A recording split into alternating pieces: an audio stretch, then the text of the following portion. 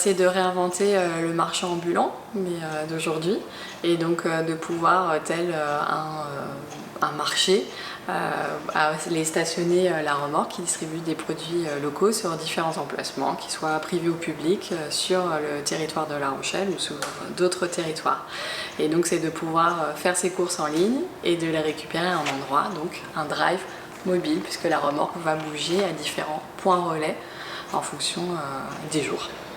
Donc depuis chez moi, sur internet, je vais sur Vrapus Local, je vois tout un panel de produits, je sélectionne, je fais mon panier, j'achète et puis après... Et vous sélectionnez l'endroit le plus proche de vos déplacements, le plus facile, et du coup vous sélectionnez un point relais qui correspond à un jour de livraison et c'est là où vous allez pouvoir venir récupérer votre commande.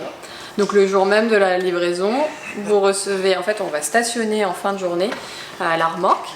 Et puis au moment où elle est stationnée, on envoie un SMS au client en disant bah voilà, la remorque elle est disponible sur une large plage horaire en fait. On la stationne souvent en fin de journée, 16h30 à 20h, mais ça peut aller même jusqu'à 22h. Et donc le client recevra un SMS en disant bah voilà, la commande elle est prête, vous pouvez venir la récupérer. C'est dans tel casier et avec un code confidentiel qu'il suffit en fait de taper sur l'écran pour pouvoir ouvrir automatiquement le casier et du coup vous pouvez récupérer en toute autonomie vos courses. Donc si j'ai bien compris, vous sévissez sur toute l'agglomération de La Rochelle? Et l'idée effectivement c'est de pouvoir rayonner sur toute l'agglomération de La Rochelle. Aujourd'hui on a une remorque puisque c'est un démonstrateur, mais c'est d'avoir une flotte de remorques, de 3-4 remorques qui puissent, tel un marché, revenir régulièrement. L'idée c'est vraiment apporter de la régularité et rayonner sur le territoire de La Rochelle. Donc nous sommes le mardi à Jean Moulin, à partir de 16h30 jusqu'à 22h comme disait Mathilde.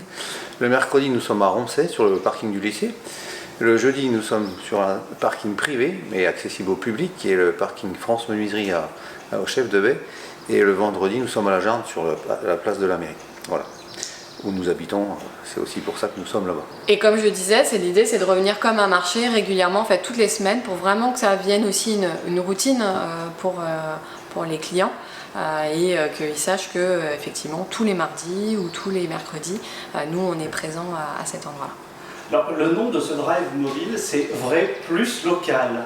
Alors il y a une promesse là, qui doit être tenue. Qu'est-ce qu'on va retrouver dans ces petites boîtes? Quels sont les producteurs, les produits que vous mettez en avant sur votre site? Fred, je te laisse répondre. Alors en fait, l'idée c'est, pour en revenir à la genèse du concept, l'idée c'était de pouvoir acheter aussi facilement un produit local qu'un produit chinois qu'on peut acquérir facilement sur les grandes plateformes. Donc l'idée c'est de reproduire ça pour les produits locaux. Et la force de ce concept c'est d'amener vraiment des produits très frais. Pour ça en fait on a un système de commande qui se fait 2 jours avant la livraison. Jusqu'à 2 jours avant la livraison en fait les gens peuvent commander. Donc ça veut dire jusqu'à dimanche 22h et mardi 22h. Donc le dimanche c'est pour la livraison du mardi et mercredi. Et le mardi soir à 22h, c'est pour la livraison du jeudi et vendredi. Donc des produits qui vont être très très frais. C'est ça l'objectif. C'est ce que j'allais dire, ça répond à une autre de vos promesses, c'est d'avoir des produits frais et avec du goût. Oui, exactement. C'est vraiment l'idée. En fait, c'est vraiment de pouvoir ramener, redécouvrir des saveurs qu'on n'a plus forcément l'habitude de consommer, ou en tout cas c'est difficile de pouvoir le faire de façon quotidienne. On est dans des territoires assez larges ou ruraux où on n'a pas forcément le temps, ni la capacité, ni l'opportunité d'aller sur le marché. Donc finalement c'est de ramener le marché, les commerces de bouche et puis les producteurs au plus proche de chez soi. Donc c'est en soi qu'on dit que c'est un vrai plus local. Vraiment l'outil a été développé pour favoriser l'économie locale, que ce soit vraiment les producteurs, les artisans et les commerçants. Et donc effectivement nous ce qu'on va proposer aujourd'hui, on s'est associé à une vingtaine de producteurs et d'artisans pour pouvoir constituer finalement l'entièreté d'un panier alimentaire. Donc on y retrouve, je réponds peut-être à la question. C'est ça qu'on veut savoir, qu'est-ce qu'on retrouve dans les paniers? En fait c'était le vrai défi, l'idée c'est pas, on n'est pas que sur un panier de fruits et légumes parce qu'il y a des AMAP et des maraîchers qui le font très bien. Là c'était plutôt de proposer un service complet et puis qu'on puisse choisir. Comme finalement Comme on veut favoriser la consommation locale, les plus convaincus, ils font les démarches. Mais là, c'est vraiment de proposer quelque chose qui soit facile, aussi facile que finalement on peut aller sur Amazon et aller s'acheter. No, God! No, God, please, no! No! C'est de proposer un panier complet qui réponde où on va trouver du pain. Voilà, donc on a un boulanger, donc qui est Laurent Lenaf. On va trouver des fruits et légumes, bien entendu, qu'on va pouvoir choisir. Et donc on s'appuie sur les Serres des Anglois et la ferme des Petites Chaumes. On va trouver aussi de la viande. Donc là, on est en partenariat avec la boucherie d'Antan qui est à Saint-Christophe, qui est un artisan gourmand, donc du coup on a vraiment cette valorisation du goût. Sur la partie crèmerie, vous allez retrouver les yaourts de la ferme de Candé, mais aussi de la vache charentaise, complété avec le beurre et le lait, et puis aussi un fromager, donc c'est l'Épicurium qui est en centre-ville de La Rochelle. Et sur toute la partie épicerie, donc on s'appuie aussi bien sur les conserves qui sont développées par des producteurs ou des artisans, comme la Libellule du Marais, comme aussi la ferme des Petites Chaumes, comme par exemple la farine aussi de la ferme de Bonneville, voilà, tous les producteurs aussi de légumes secs. Voilà, tout ça. Et le reste, j'ai envie de dire, quand on n'a pas de produits qui soient issus de la production de l'artisanat local, on s'appuie en fait sur les produits de Léa Nature, sur la partie sèche, et puis aussi compléter sur l'aspect, la partie beauté et entretien de la maison. Voilà, ce qui fait que en fait aujourd'hui on a 400 références qui sont sur la plateforme. Et puis je dirais qu'on a rajouté aussi tout récemment la bière donc, et le vin qui viennent compléter du coup l'offre pour faire un repas convivial, un banquet festif et qu'on puisse proposer un panier intégral. Bon, j'ai l'impression que les critères de sélection de l'ensemble de ces produits, ça a été attesté par vous, surtout goûté et testé par vous. Oui, alors pas la complétude des 400 références, mais c'est vrai que... Non mais on sent la passion que Mathilde, quand elle parle des petits producteurs locaux, ça sent le fromage qui est passé dans vos assiettes. Ah oui, ça c'est vrai. C'est vrai qu'en fait, comme je le dis récemment, et c'est vrai parce ça fait que 3 semaines qu'on est vraiment ouvert, ça devient une expérience presque équivalente à manger à un restaurant en fait, de l'entrée au dessert, parce que tous les produits sont vraiment bons et c'est homogène. Ça c'est quand même très agréable. Inventer un lieu de gourmandise, un lieu de bouche. C'est vrai que oui, on est gourmand, alors voilà, ça fait qu'on est aussi dans ce projet-là. Ce qui était très important, donc, quand on a fait les démarches, et donc c'est avec Alexandre, on a allé démarcher différents producteurs, c'était du coup de retrouver ce goût. Donc les producteurs qu'on va retrouver, c'est des producteurs qui sont assez connus quand même sur le territoire de La Rochelle, qui présentent une garantie aussi de qualité. Et puis là où on est plutôt satisfait, parce que le recul en fait depuis qu'on a commencé, c'est qu'on voit que les clients réachètent et redemandent et sont satisfaits de cette fraîcheur et de ce goût. Donc, et du service en fait. Ouais. Bon, ça c'est parfait. J'ai l'impression que vous vous situez à mi-chemin entre la map sur la qualité, le côté exhaustivité des produits, et puis le supermarché du coin de la rue où il y aurait beaucoup plus de références, mais par contre vous vous restreignez, mais c'est plus qualitatif qu'avec des produits locaux. Est-ce que c'est un peu ça le positionnement, l'idée? Oui, c'est vrai, en fait, l'idée... je te Non, je dirais c'est bien résumé en fait. Ouais, c'est pas ça, mal. En fait, Non, c'est bien vu, ça veut dire que c'est assez... Ouais. En fait, on essaie... En fait, là... on cumule un certain nombre d'objectifs. C'est vraiment quelque chose de gustatif sur toute une gamme large. Et puis un service pour les gens pressés et ceux qui sont moins pressés. Mais donner un accès facile, parce que c'est sur Internet et c'est livré à 2 pas des points de chez les gens, là où pour l'instant on dessert. Quoi. Avant les 2 dernières questions, il y en a une qui me vient. J'ai vu sur votre site que vous aviez une vocation à être ou éco-responsable ou écologique. Je ne sais plus quel est le terme que vous avez choisi. En tout cas, l'idée c'est que aussi avec ce drive mobile, peut-être que vous évitez des émissions de CO2 des gens qui se déplaceraient chacun avec leur voiture. C'est ça. Et vous êtes stationné à des endroits un peu stratégiques, les parkings relais, les lieux de passage en fond du travail. C'est sûr qu'on élimine les courses que les gens vont aller faire le samedi ou le vendredi en semaine. Donc en moyenne, les Français font 15 km par semaine pour faire leurs courses. Et à partir du moment où on commande comme ça et qu'on récupère soit sur le place de son village, soit sur le parking de son entreprise, on ne fait pas ces 15 km. Ça, c'est la première économie. Ensuite, nous, on livre effectivement de manière massive, puisqu'on livre 30 foyers d'un coup. Cette solution-là de livrer de façon massive et en point relais permet d'économiser jusqu'à 70 fois moins qu'une livraison à domicile en CO2. Voilà, donc c'est nos atouts. On va le mesurer plus finement dans les mois qui viennent avec la coopérative carbone de La Rochelle. Mais ces valeurs, elles viennent d'études importantes, qui ont été menées dans les grandes villes. Donc on sait qu'on est équivalent à ça, au moins. Très bien, je vous rajoute une question, puisque c'est ça, vous avez parlé de la coopérative carbone. Oui. Il y a un ambitieux projet de territoire qui se déploie en ce moment à La Rochelle, c'est La Rochelle Territoire Zéro Carbone. Est-ce que c'est quelque chose dont vous avez connaissance? Visiblement oui. Et est-ce que ça vous aide dans votre activité? Comment ça s'articule votre activité avec ce projet de territoire, si c'est le cas? Tout à fait. Et on fait partie en fait de l'expérimentation du territoire La Rochelle Zéro Carbone. C'est dans ce cadre-là qu'on dispose d'emplacements sur le parking Jean Moulin à La Rochelle, le parking relais, et aussi avec la ville de La Rochelle sur le canal de Romsey. Donc c'est dans ce dispositif-là parce que notre outil favorise l'alimentation saine mais aussi la sobriété carbone, parce qu'au-delà de l'alternative, on va dire, à la livraison à domicile, le fait aussi qu'on souhaite être une alternative à la grande distribution, comme vous l'avez dit, entre une AMAP, une épicerie de quartier, trouver un intermédiaire. En fait, la remorque aussi en soi, elle va conserver de façon passive le frais.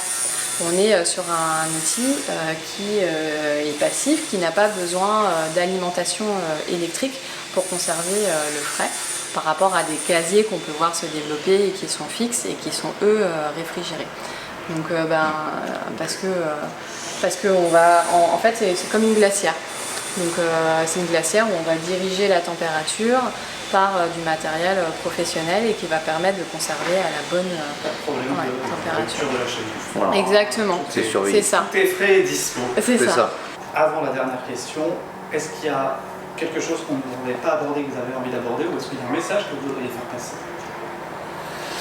Moi, je dirais qu'au-delà de l'alimentation, l'objectif de la solution telle qu'elle avait été imaginée, puisqu'elle intègre aujourd'hui de l'alimentation, mais on avait aussi prévu d'intégrer des services, c'est de finalement arriver à une solution pour le futur, c'est-à-dire on va réduire la mobilité des gens au profit de la mobilité des biens, qui va permettre donc de réduire le transport de tout le monde et donc d'alléger un petit peu la circulation sur les routes et potentiellement aller vers une sobriété. Donc à terme, on va certainement ouvrir, au-delà de l'alimentation, des services qui seront peut-être de la réparation, du pressing, la cordonnerie. Oui, on peut tout à fait envisager, en tout cas on peut utiliser cet outil pour amener du service, quel qu'il soit, de l'alimentaire ou service sur les emplacements.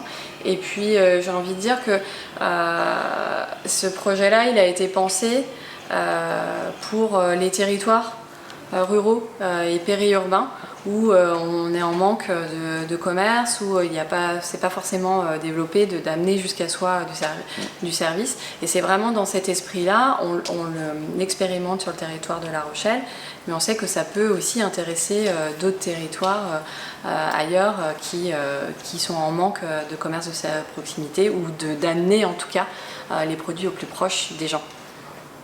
Oui. Alors moi je dis c'est l'internet physique des territoires, parce qu'en fait l'objectif c'est effectivement créer des liens entre toutes les parties prenantes, donc les consommateurs, les commerces essentiels de la vie, l'alimentation, la réparation, tout ça pour aller dans le sens de la sobriété, puisqu'il va falloir réduire notre consommation globale. Donc en déplaçant plus facilement les objets, on peut développer une économie autour de ça. Alors on est bavard, mais je vais rajouter une chose, c'est sur en fait les fournisseurs qui collaborent avec nous. Eux, c'est important dans le sens où, ok, on les a choisis aussi pour le goût, mais eux, ils participent aussi à ça parce que ils sont présents, ils sont actifs sur le territoire, ils ont des boutiques, ils sont sur les marchés, mais ça leur permet d'avoir finalement des points de vente supplémentaire par rapport à ce qu'ils ont, et donc du coup ça leur facilite la vie sans qu'ils soient à courir sur les quatre coins du territoire. Donc vraiment là c'est vraiment l'idée, c'est de pouvoir digitaliser leur offre qui n'est pas forcément visible, et ensuite les amener au plus proche de consommateurs qui seraient intéressés mais qui ne sont pas en capacité d'aller se déplacer jusqu'à eux. On a beaucoup parlé de territoire et de La Rochelle territoire Oui. zéro carbone. Ça va être ma dernière question. L'objectif de La Rochelle territoire zéro carbone, c'est neutralité carbone à l'horizon 2040. Comment est-ce que vous rêvez votre territoire, vous, en 2040? C'est quoi votre territoire idéal? Ah ouais. Tu tiens pour ça Je pense que il y aura toujours des déplacements, ok. Donc effectivement, il faudra qu'ils soient, à mon avis, plus massifiés, alors aussi bien pour les biens, mais aussi pour les personnes. Beaucoup plus de réseaux, donc pour arriver à ça, c'est-à-dire beaucoup plus d'utilisation potentiellement du numérique qui va permettre de mettre en relation les biens et les personnes, mais aussi les personnes avec les personnes, pour faire du covoiturage massif. Moi, je l'imagine comme ça. Après, effectivement, peut-être aussi des solutions de mobilité musculaire assistée.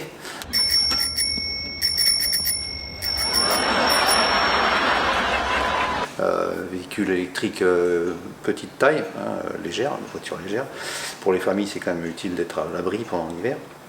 Enfin, c'est difficile de se projeter aussi loin que ça, mais on voit les solutions, on sait déjà où elles sont les solutions. C'est réduire la voiture individuelle. Donc aujourd'hui, on a, je ne sais pas si vous le savez, mais à peu près 1,1 occupants par véhicule. Il faudrait pouvoir passer à 2, voire au-delà, si c'était plus organisé. Donc il y a beaucoup d'organisations qui vont passer par le numérique. Et notre solution, c'en est une, pour les biens, l'alimentation et d'autres biens. Et il va falloir faire la même chose pour les personnes. C'est miser sur le transport public, en fait, sur le transport mutualisé, on va dire, que ce soit les biens et les personnes. C'est clair. Et ensuite, organiser l'espace, ou en tout cas les infrastructures, pour qu'il y ait effectivement les circulations douces. On parle de véhicules motorisés électriques, moi je pense au vélo aussi, qui ait cette facilité qui puisse permettre de sécuriser cette mobilité. Bon, on répondra mieux la prochaine fois. Non. C'est parfait. Je la donne jamais à l'avance celle-ci parce que sinon il n'y a pas de spontanéité. Non, mais d'accord, mais je rajoute quand même. En fait, cette solution a été prévue pour qu'elle soit opérée sans rajout de moteur supplémentaire. C'est pour ça que cette remorque, elle se déplace avec une télécommande facilement. Parce qu'à terme, c'est ce qu'on voulait, c'est que ce soit des particuliers sur des trajets contraints domicile-travail ou travail-domicile qui viennent s'occuper de la remorque pour l'amener le soir sur leur parking de mairie. Et le lendemain, qu'ils la ramènent, soit la même personne, soit une autre, mais qui a un trajet contraint parce qu'elle doit se déplacer pour son travail. Donc ça ne rajouterait pas de véhicules supplémentaires. C'est aussi ça notre objectif pour réduire le CO2. On ne rajoute pas de moteur, on en a assez. Et on ne rajoute pas non plus, c'est une pollution visuelle. Si on avait ça en fixe, un peu partout, ce serait de la pollution visuelle. Alors que ça sert 3 heures par jour. Donc c'est pour ça qu'on a un système autonome qui peut aller un jour à droite, un autre jour à gauche, et donc on essaie de limiter les impacts. Oui. Et qui est hyper maniable parce qu'avant qu'on démarre l'interview, vous m'avez montré, ça se pilote avec une télécommande ou même avec le smartphone. C'est-à-dire qu'une personne seule, comme nous, pas très costaud, c'est ça. Aucun effort. C'est ça. Non, mais c'est vrai que ça a été le vrai défi aussi pour développer la remorque, parce que la remorque, on l'a entièrement développée. Et le défi, c'était d'avoir le maximum de charge utile déjà pour transporter un maximum de marchandises, mais aussi que ça soit véhiculé par une familiale, une voiture familiale. Par un quelconque véhicule, que ça ne soit pas contraint, et de favoriser effectivement la circulation de la remorque facile. Tout a été pensé. Oui, tout, je sais pas, mais non. je vais penser à pas mal de choses. Il faut qu'il y ait encore des choses avec vous. C'est ça. C'est ça, triste. Puis nous, on en découvre. Merci beaucoup à tous les deux. Merci beaucoup.